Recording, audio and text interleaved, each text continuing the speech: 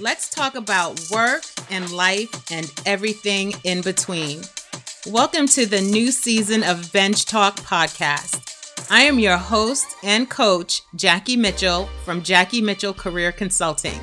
Here on BenchTalk, you'll be part of the conversation with women just like us who are all about living big, living bold, taking strategic and big action, and being successful. Welcome to this episode of BenchTalk. Today, I'm talking about becoming. Who do you need to become in order to get what you've always wanted or what you've never had before?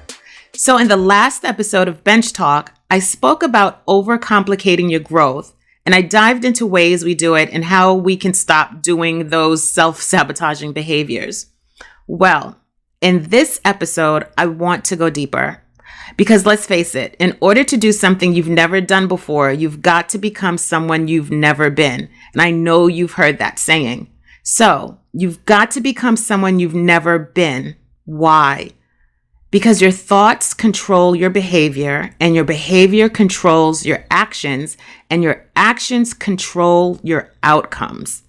And if you've not been getting the outcomes you've wanted, you need to reverse engineer and look at your thoughts and mindset. I talk about mindset quite a bit, and that is the foundation of change for any transformation. What are the things that you've been thinking? What are those gremlins in your mind that hold you back? Here are just a few self-sabotaging behaviors. Counting yourself out before you even begin. Expecting failure and not starting. Hesitation because of fear. Paralysis because of fear. Overanalyzing. Doing the what ifs game. Asking a ton of people for advice who are nowhere near qualified to give you advice. Low confidence and not going for what you want. And not speaking up for yourself. Stop making excuses. Stop making promises. Make commitments instead. Promises are not as valued as commitment. Commitment means that you have to deliver, either to someone else or to yourself. And when you begin to value you, you'll never go back on a commitment to yourself. The only way to reach a goal is to get committed about it. It is as simple as taking an action towards it. So who do you have to become in order to get what you've never had before? That's someone who's committed to themselves, someone who sees value in themselves, and someone who trusts themselves. Another thing I'd like to point out is that if you're lazy in one area of your life, I guarantee that it will show up in many areas of your life. How you are here is how you are there. It may not be overt, but it is showing up in some form. Your thoughts ultimately turn into beliefs, which ultimately turn into behaviors, which dictate your actions. And just as a side note on the word lazy or laziness, we tend to use that to describe something we don't want to do or procrastinate. Part of the reason we do this is because we're not really interested on that deeper level in the thing that we're putting off. That's just something to think about. So what I found is money and time are the two biggest excuses we give ourselves.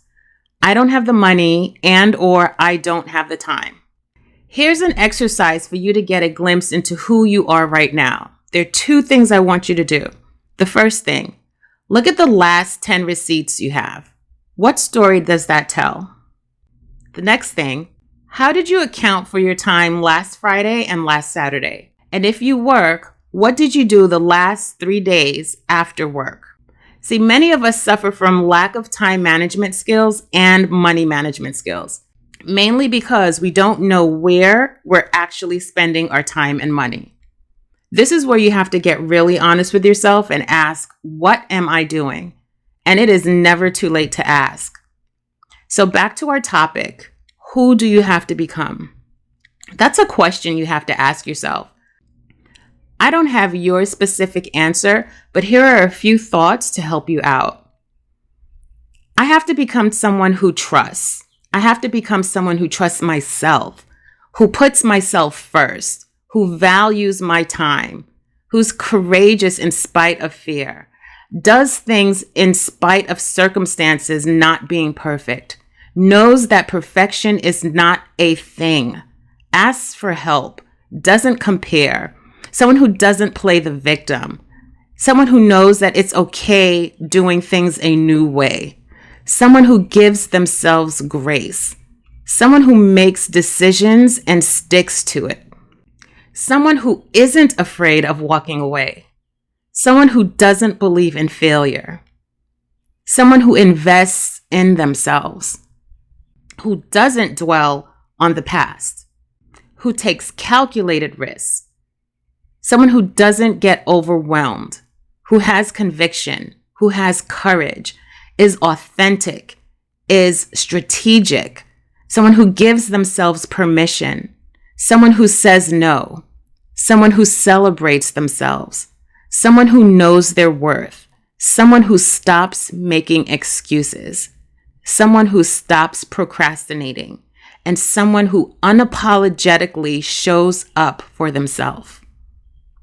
I know some of you are probably saying, but Jackie, you don't understand. It's not that easy. You don't know my life. I have kids. I have a husband. I have a partner. I have ... fill in the blank. I never once said that it would be easy. So what if it isn't easy? So what?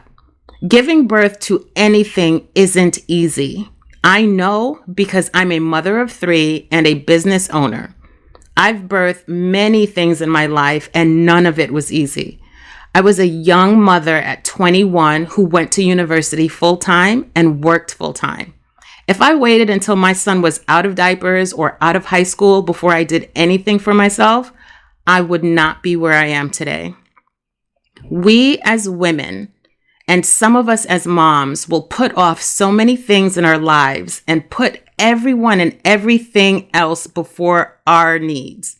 We really need to take a look at that because I truly believe it's avoidance wrapped up in self-worth and self-esteem issues. See, we don't like temporary discomfort and we don't like to face the ugly truth about ourselves. There are no in-betweens. You're only growing or regressing. The myth that we sometimes tell ourselves is that if we're not moving, we're stuck. That's not really true. We're actually regressing. So you have a choice, grow or regress. It's really black or white. Let me get back to a health example that I talked about in the last episode because I want you to understand something here.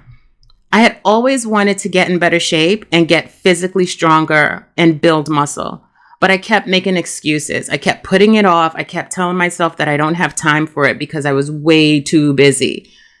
What did I do? I stopped making excuses. Cold turkey. I just stopped. A lot of the things that I do that finally gets me to where I want to go that comes from frustration. I get to a point of frustration and I say enough is enough, right? And so I finally stopped making excuses. I realized that I was right. I did not have time. I had to make time. And I also had to look at my time management skills when it came to my personal life. It was shitty. So no, I don't know your life, but what I do know is that when you fight for your limitations, you will get them 100% of the time. So, who will you have to become? I hope you enjoyed this episode of Bench Talk. If you like what you heard, please subscribe, like, rate, and review so we can bring you more great conversations. And speaking of conversations, did this episode resonate with you? Are these some of the challenges you face in your professional life? Do you want help, support, and guidance in overcoming these obstacles and advancing to the next level? You do not have to go at it alone. I invite you to book a free career strategy call with me. Details are in the show notes below.